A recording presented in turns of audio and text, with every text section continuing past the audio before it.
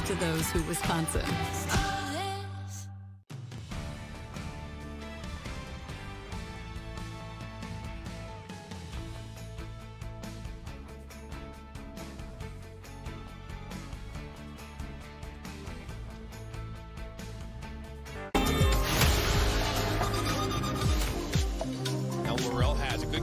The opening round of the USL-W playoffs begins in Flint, Michigan. Chicago City of the Heartland Division takes on their rivals Minnesota, the defending two-time Heartland Division champions. I'd like to welcome those of you joining us via YouTube and the Michigan Soccer Network, and also those of you watching in the Twin Cities on Fox 9. This is the USL-W playoffs. Minnesota Aurora, an unblemished 12-0-0 mark, takes on Chicago City 8-3-1. Along with Lexi Ayala, I'm Jake Griffith. Thanks for joining us here from Kettering University and Atwood Stadium. We mentioned it in our pre-match show, Lexi, a fascinating matchup. Not often do you see a matchup in the opening round of the playoffs in which two teams have already logged an entire season series amongst each other, but that's what we have today. This is the third meeting this year between Chicago and Minnesota. And not only that, but the last meeting between these two teams was pretty chippy. It was a physical game, and the coaches told us that, you know, I think it was so soon ago that some of these players might bring some of that emotion into this game. So he expected to see a really physical matchup with these players having a chip on their shoulder play out today. Minnesota undefeated all time against Chicago City, 5-0-0. This season alone outscoring City SC 10-1. They have 2 clean sheets against Chicago City within their 5-match span. As we take a look at our 2023 playoff bracket, this the Central Conference playoffs, but elsewhere in what has been such a wild ride all year long, looking at some of the rest of these playoff qualifiers. NC Courage U23, who have been fantastic. They host a round in Cary, North Carolina. Eagle FC hosting the Eastern Conference playoffs, and San Francisco Glens and Cal Storm co-hosting the Western Conference playoffs. It really feels, Lexi, like anyone could win the USL Championship this year. And this was the only conference that some of these teams already had a bid into the playoffs before it got down to it. So anything can happen in this league. A lot of roster changes can just change the game, every game. 4 playoff fixtures set to be played today around the USL-W. This is the earliest of them. Later today, we will see Flint City AFC, the hosts, taking on Indy 11, the champions out of the Valley Division. That's later on tonight at 7 Eastern. The winner of this contest will take on the winner of Flint City and Indy 11.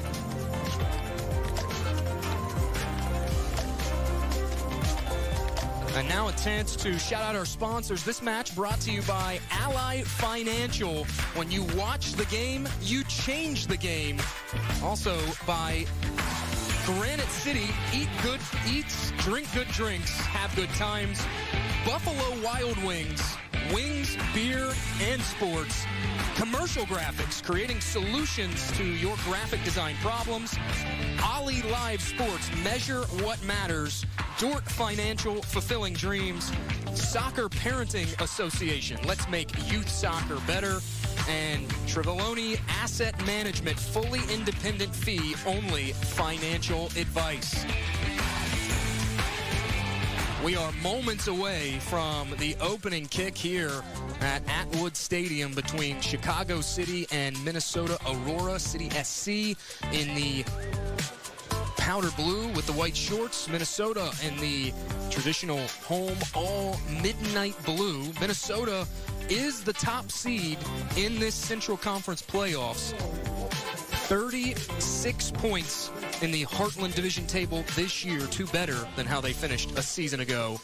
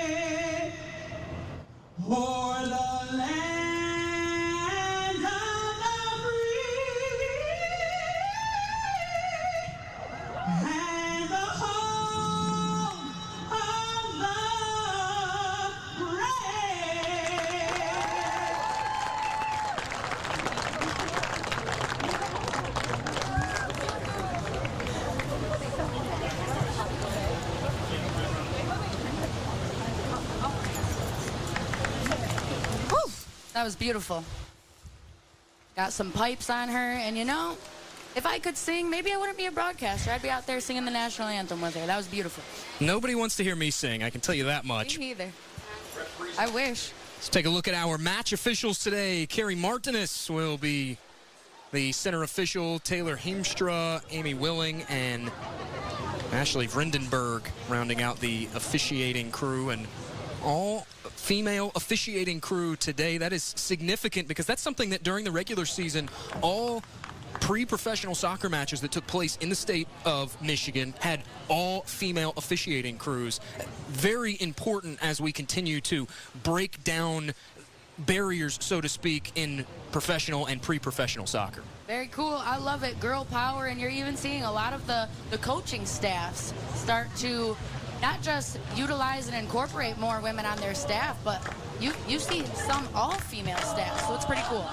One of those being Minnesota, who brought every coach back from their inaugural season. Nicole Lukic in her second year at the helm of Minnesota Aurora, 25-1-1 as the head coach of Minnesota, the former University of Wisconsin-Milwaukee alum, a four-time Horizon League champion with the Panthers. Roaming the touchline for Chicago City, Lakeisha Gums in her first year with City SC, the former Leicester City women's reserve coach.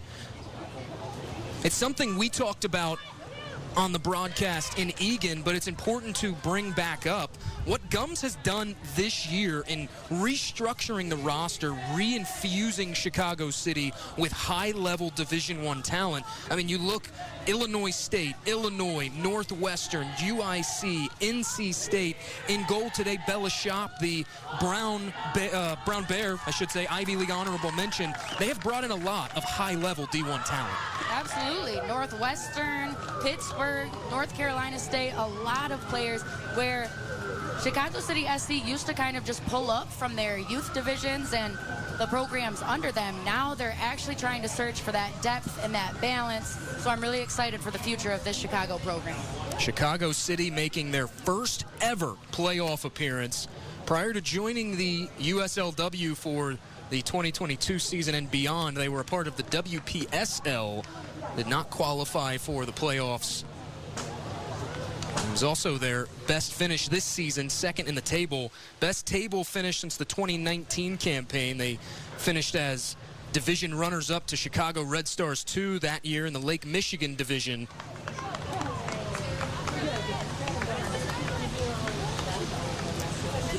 And the opposite goal for Minnesota, Amanda Pourball, an 0.37 goals against average, .750 save percentage.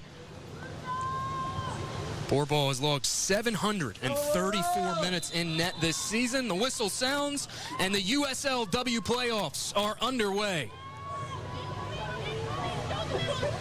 Pourball is who head coach Lukic also said has kind of been her dark horse this year. She's had some big shoes to fill, with Sarah Fuller being their last goalkeeper out. Pourball has stepped up big. Minnesota on the front foot early. Del Moral in the box and couldn't head it toward goal. That will be across the end line for a Chicago goal kick. Already, though, you see Minnesota trying to turn those screws early and assert themselves. The last matchup between Minnesota and Chicago, it took about the entire first half for Minnesota to kind of get in a rhythm and get in their groove, and they wanted to change that today. They wanted to come out strong right away and put them away early. That punt kick shanked there by Shop. It will be a throw in near side. Langdock will take it. Cat Rapp with a brace last match, whips that ball in, and it's headed away from danger. Hansen keeps it alive. Now here's Wynn. Wynn goes down, ball cleared away. And that is where Kelsey Kafusi will pick up the pieces. Harris. And a really big key for Chicago here today is to keep the entire team moving on a string up, pushing up together, especially after a clear. You want to be able to get some offense rolling instead of just clear out to Minnesota so that they can restart.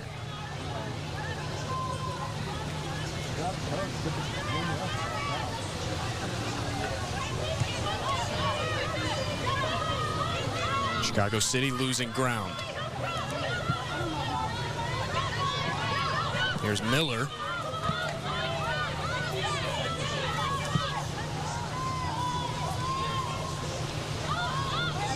Now Soto with it. Soto hounded there by Mariah Wynn. Still fighting off that challenge.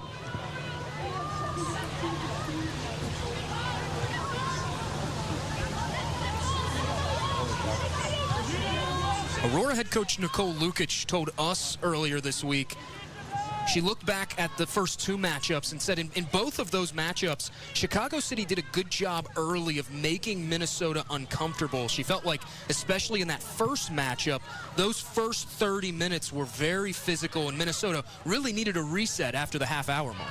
Yeah, absolutely. It's just been tough for Chicago City SC to keep that bend, don't break mentality. They have it down for the first half of action, but come that second half, it's like Minnesota comes out with a fire that Chicago SC is just not ready for, that they have to be today if they don't want to go home early.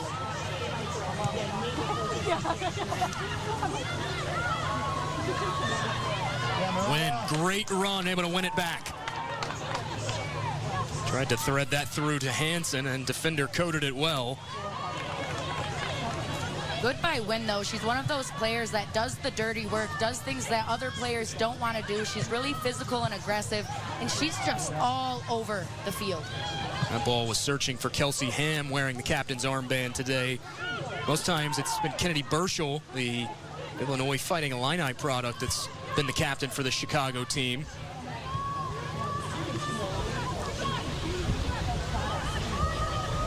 Jaime gets past one defender. And couldn't beat the second in Ostrom, as Kafusi will steer it back to poor ball. This is a trademark Minnesota trait. They do like to reset things. Nicole Lukic has talked a lot this year about how Amanda Pourball is probably one of the strongest keepers she's ever worked with her feet. They like to use her almost as an 11th field player.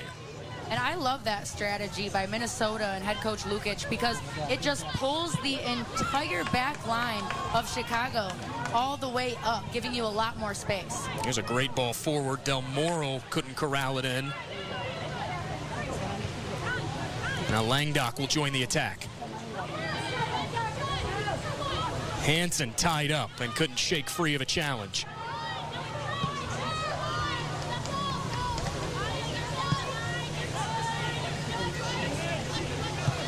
Kafusi will recycle that ball over to Ostrom. No space to move with it. Definitely expect Chicago to mark up on Hansen. Hansen, a prolific goal scorer. She also had one to go up 4-0 in the last meeting against Chicago. And that was a game that Hansen didn't even start. She came in way late. So Hansen, the second that she gets in a game, she goes. Wrap back on it now for Minnesota.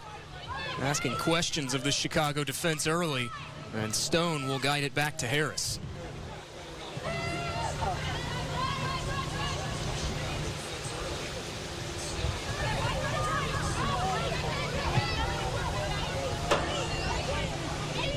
Langdock surveys her options, now hangs that ball high.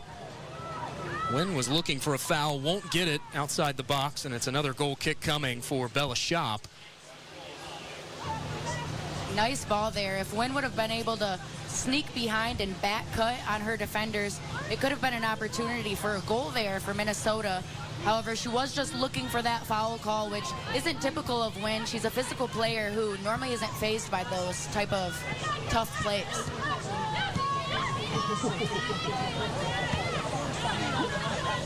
City SC backtracking now. Intercepted by Del Moro. Aurora couldn't make anything of it, and now that ball hangs high. Aurora does sometimes get into a habit of trying to move a little bit too quick. Those one touches are really nice and beautiful when they work well, but if you can bring that ball down and control it before getting the pass off, it'll work a lot better for Aurora. Rapp tried to slip that through, no one on the receiving end, and Bella Shop will grab that to end the danger.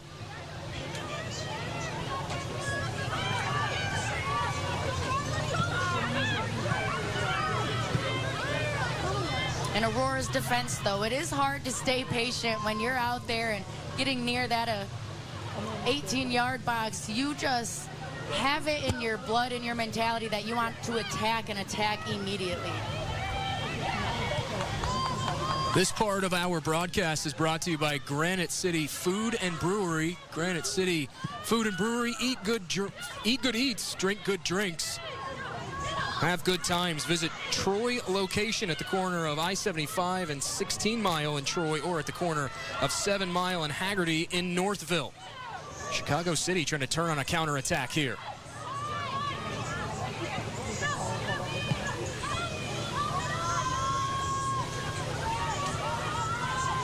Good job of connecting passes here for City. Kafusi, though, able to muscle the City player off the ball, and it's out for a Chicago throw.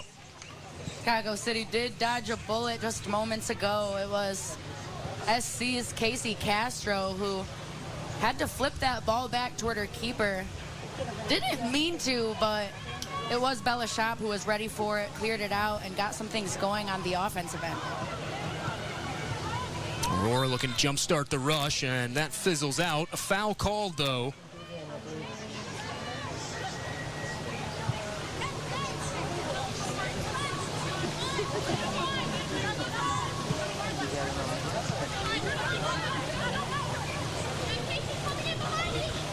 Here's Del Moral, flanked by 2 Chicago players. That goes skittering past the end line, and they say last touch by Del Moral. Another goal kick coming. Chicago SC is doing a really good job at applying heavy pressure on that right side specifically. Almost every time that Minnesota gets it up the right flank, you see 2 defenders, not just 1, but 2 coming right at you and getting that ball out of there.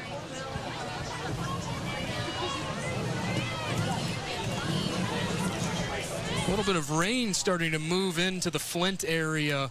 That is something that has been in the forecast for most of today. Had held off up until kickoff.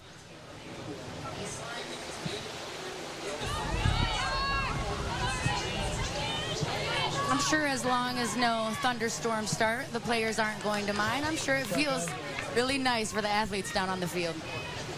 A little bit of rain, a nice reprieve from the hot weather here in Flint, Michigan.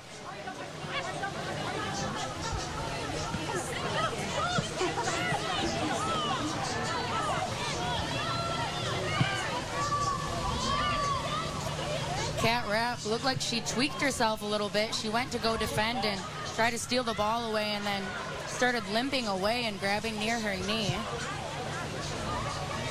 That ball lobbed forward. A foot race here. Can Chicago get to it? They cannot. Goal kick coming for Poor Ball.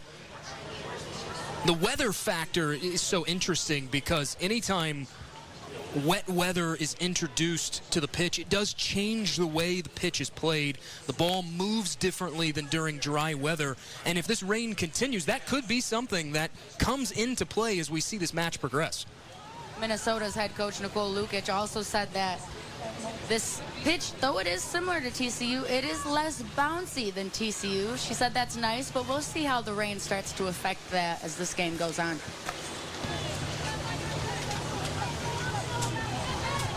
City with the throw, intercepted by Minnesota.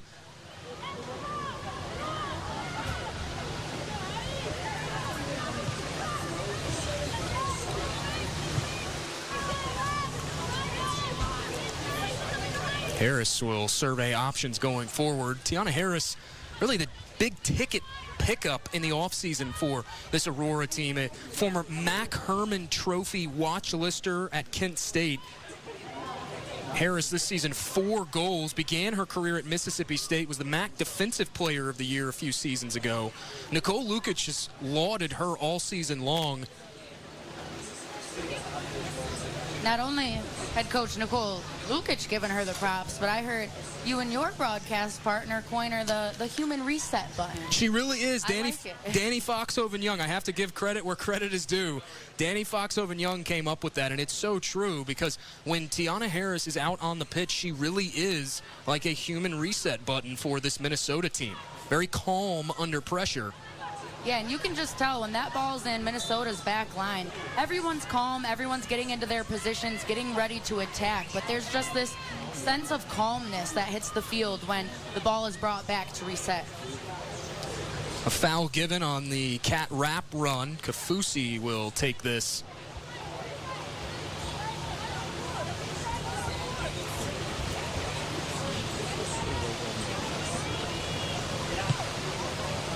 That ball hangs in. Shop has to glove it down.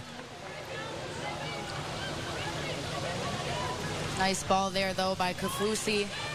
Maybe a little too much heat on it. There weren't any offensive players able to get inside and get ahead on it before it went into the goalkeeper. Keeper's especially interesting as this rain begins to fall even harder now. As this pitch gets even soggier and even the ball starts to get a little more water on it, that does make the job of a goalkeeper even harder because it does open up the potential that balls could slip through even with the gloves on. Absolutely. I mean, goalkeepers, you got to give them credit. To me, that's the scariest job out there on the field. Wynn, flanked by teammates ahead. Now here's Hansen.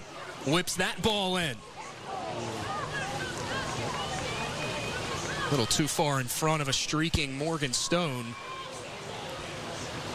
Shoup not taking any chances on that one. Morgan Stone, she loves the headers. She got one in the last matchup for Chicago SC, and I'm sure everyone on Chicago's end remembers that. Nuda get in front of her on the rebound. No second chance opportunities there.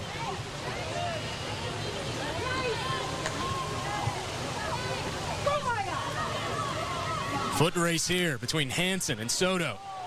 Hansen wins that. Has wrap. Left off for Wynn and cleared away by Chicago. Still maybe the best looking build-up for Minnesota that we've seen, even though Aurora have seemingly dominated the possession numbers early. Oh yeah, I started holding my breath right there, especially when it's a Hansen wrap combo. That's a dynamic duo right there. Two very sneaky, speedy players.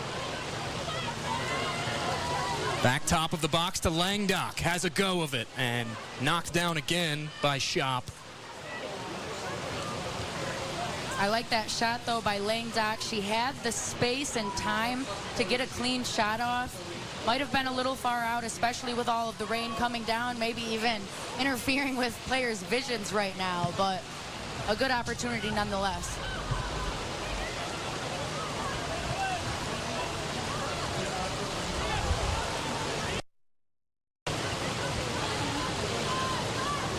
Minnesota also really likes how wide and big the pitch is here. They want to use that as an advantage for Minnesota.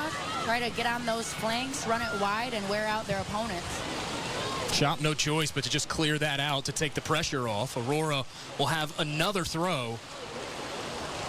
Minnesota, the #1 team in the USL-W, the final power rankings of the year. Del Moro's ball knocked away.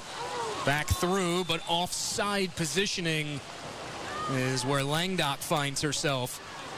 Looking, though, at that power ranking, the final one of the year, Minnesota, NC Courage, Glens, Tampa Bay United, and Flint City AFC cracking the top 5. Flint City completing a 9-0-3 unbeaten regular season.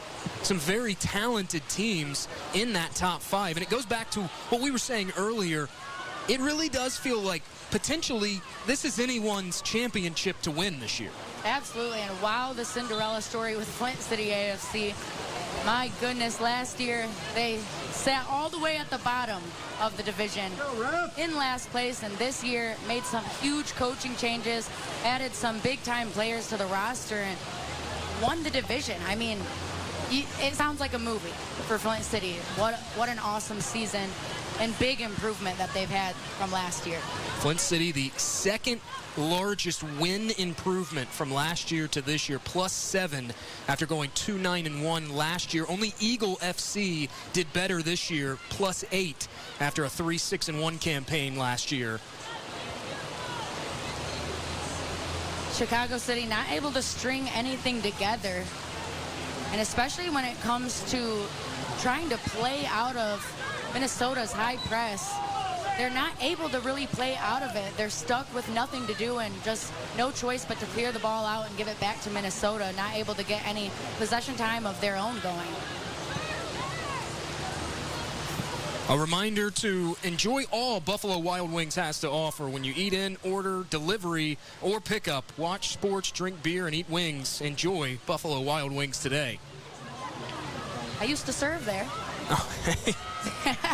Back to my old serving days. Good times. A lot of free wings, though. It was good.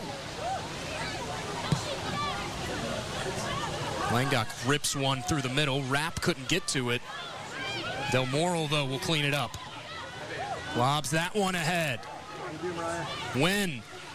Left off for Hansen, and a great save made by Shop.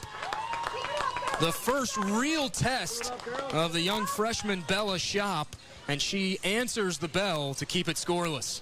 Big time save by Shop, especially with the intimidation factor when you know Hansen's the one running right at your face. It's tough, but a lot of credit to Shop, but still a really good opportunity again for Minnesota Aurora. It's just a matter of time before they are able to capitalize on one of these. Win just battling to win those balls, those 50-50 balls, gets in front of it, and a really good pass to connect to Hansen. Just doesn't end with a score into the back of the net. Aurora will try to build from the back. Here's Del Moral now. Nowhere to go with it. Left off for Langdock. Good choice by Langdock to shoot the gap. If no defense is going to step up and take ball, then just take it through yourself. A couple dribbles before you pass it off.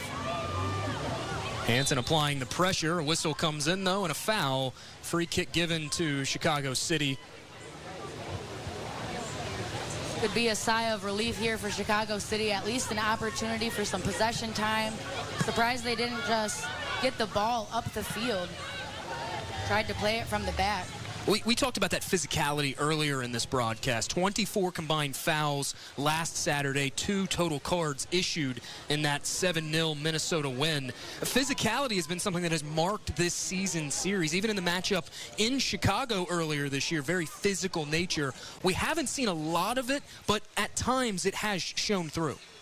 100%. And as an athlete, whether the match that you face against some of these athletes was 5 years ago, as an easy offsides call there on Minnesota Aurora FC, but whether you face up with someone and some physicality goes down 5 days ago or 2 years ago, you remember that coming in. You always know which player it is you have a little bit of beef with, which player you want to kind of get revenge on and prove a point to. And these two teams know each other all too well. There's definitely going to be some of those emotions in play today. Here's Mariah Wynn with it. Played ahead. Hansen onside. Del Moral misses wide. Had a wide open frame and couldn't bury it as Shop had come out.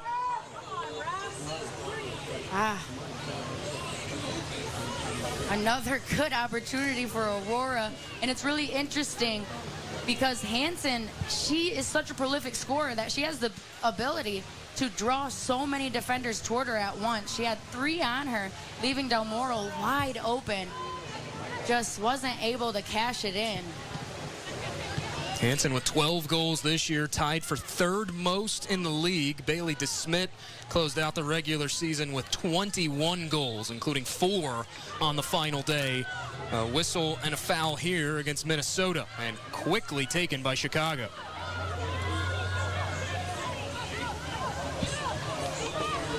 That could have been a really good decision by Chicago SC to get the ball up with a quickness. Had there been a little bit more communication and everyone on the team been on the same page to all get up and run together.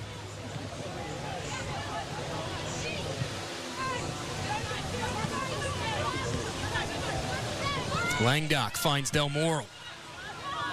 Great run here from Cat Rapp onside. Hansen will have a go of it, and that shot blocked. You're starting to see Minnesota Aurora get into their rhythm now, though. A lot more connected passes, quick movement, crossing from one side to the other, making the defense completely shift and open up some hula hoops, as I call them, some spaces, those pockets within the defense. Another corner kick for Minnesota, the first of this match, but they're 99th of the season. They lead the Heartland in corners, third most in the league. That ball in swinging. Harris is there, but couldn't place it on net and hold everything. Official points to the spot. A penalty upcoming for Minnesota. Wow.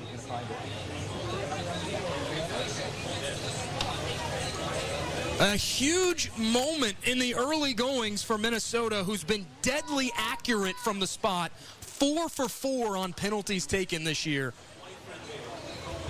This is huge right here. The last thing that Chicago wanted to see happen. Del Moro will take it.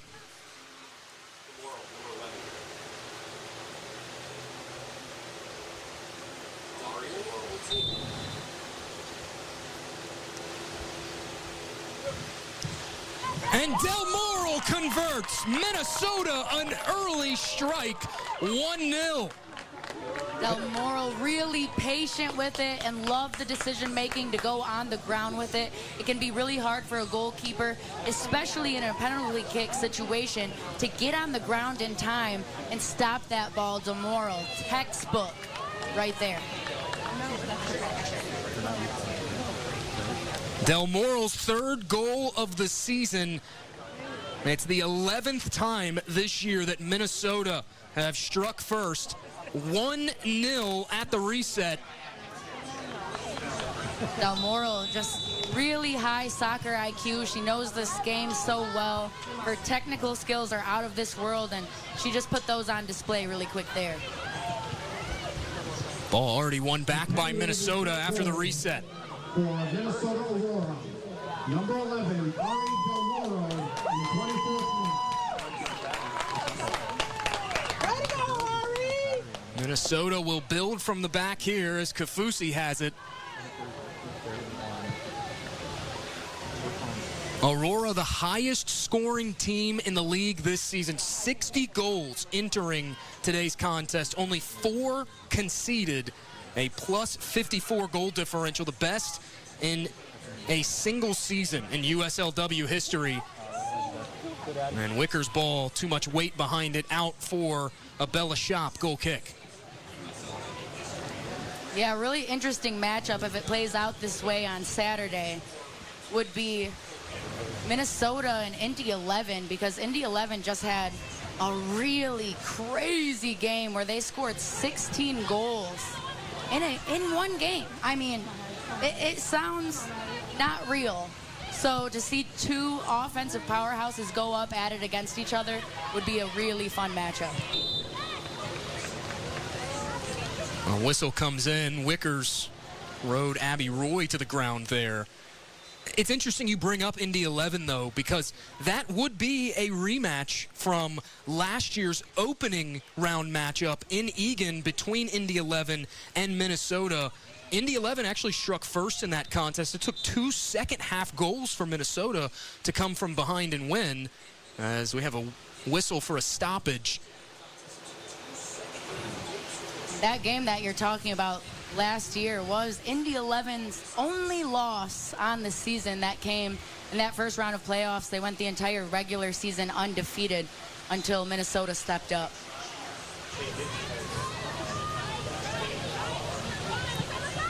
It was Abby Roy who immediately ran off. Looks like trying to clean up a little blood on that left knee on the Chicago City side of things. Meanwhile, we play on.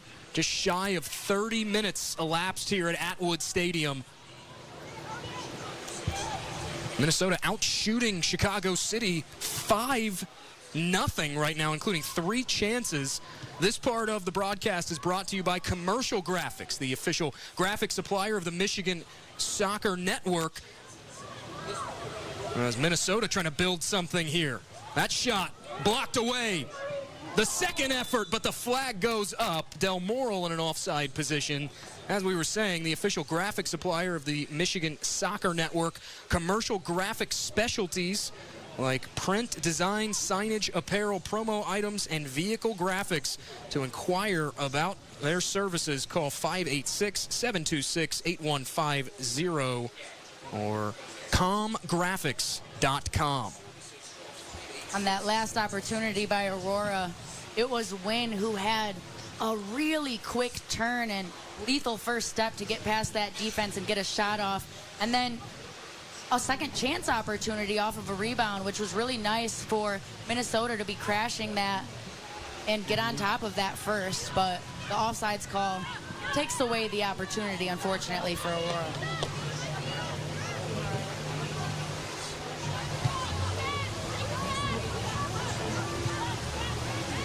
Aurora backtracking now as Kafusi has it. Finds Stone in the middle. Stone went down and a whistle comes in. That will be a foul against Morgan Stone. Free kick quickly taken by Chicago City. Morgan Stone stayed on the ground and tried to play from the ground. So typical, you'll see a foul call from that there. Bouncing ball found the feet of Maya Hansen. Now here's Langdock.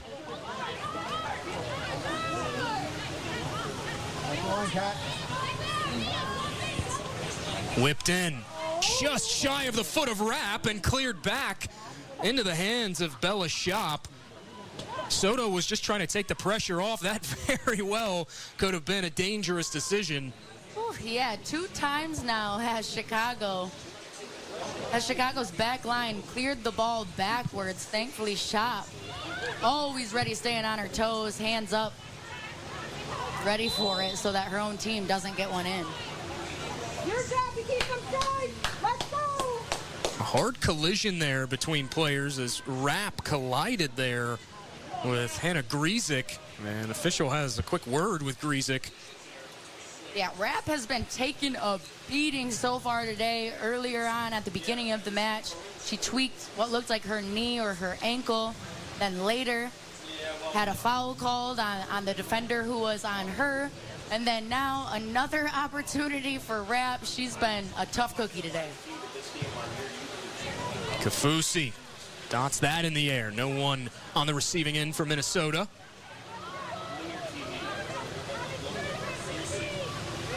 Ostrom couldn't sidestep a Chicago defender. And Wickers, poor first touch, couldn't corral that.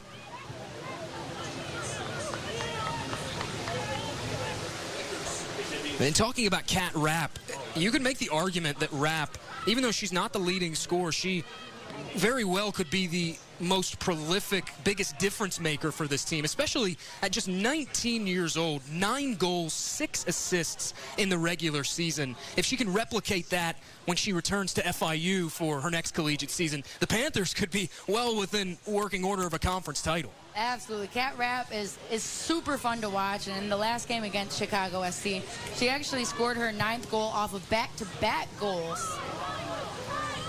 So when she gets going, it's a domino effect. Hansen picks up the pieces there, and Minnesota back on it. Left in the wide space to win. Good defending there from Soto, just using the muscle to push Wynn off the ball. Yeah, really nice by Soto to cut her off and use those angles to her advantage on defense, because Wynn is a player who can turn and take that first step so quick and leave you in the dust, but Soto like a wall. Del Moral's cross banked off the back of Miller. And we'll have a Minnesota throw in, but a brief pause for a hydration break here at Atwood Stadium. Love that for them. It is hot out, and even though it's raining a little bit, you're not able to just hold your tongue out like you're catching snowflakes. You gotta go off to the sides and get a little water break.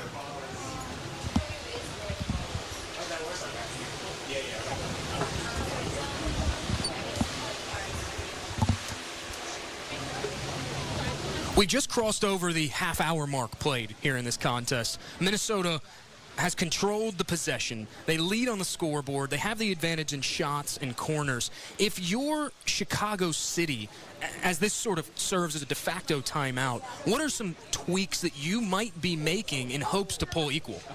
I would definitely be telling the team that they have to stay on a string. When one player moves up, the rest of the team needs to move up with them, or vice versa. When you move back, everyone has to come back with you. It just has to look like more cohesive and more of a team, a group effort. And then to win those one-on-one defensive matchups, have the help ready if you need it, but you don't want to depend on that help. You want to be able to win those defensive matchups one-on-one, clear it out of there or build out of it instead of just clear it away. A reminder, subscribe to the Michigan Soccer Network on YouTube. You can also like us and share this with your family and friends.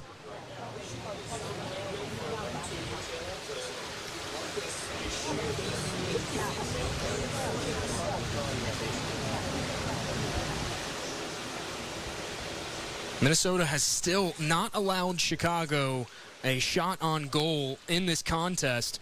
Minnesota, in fact, have held 7 of their 9 previous opponents to 3 or fewer shots on goal. People look at the gaudy offensive numbers, but it's important to remember this is one of the most dominant defensive teams in the league as well. Yeah, I mean, the reason their offensive strategy works so well is because it starts on defense. Everyone on this team plays defense, and Coach Lukic even said that she believes about 50% of their total goals probably come from them winning the ball and then running in transition.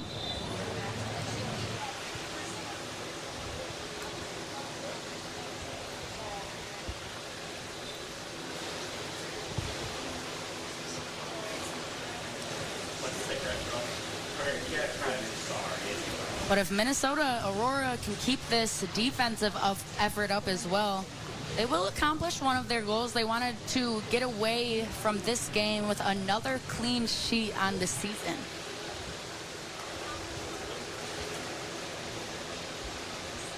Minnesota enters this off the backs of 3 consecutive clean sheets, including 2 away from TCO Stadium, a 2-0 win against Bavaria, 4-0 at Green Bay, and then the aforementioned 7-0 defeat of Chicago City. That the largest margin of defeat in Chicago City history, as we're all set to get things going again after the hydration break. Harris has it off the Minnesota throw-in.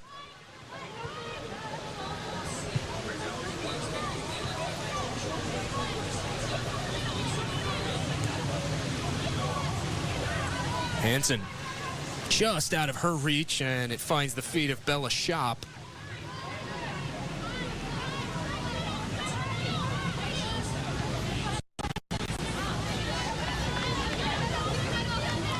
Chicago, it just doesn't look like everyone's on the same page today.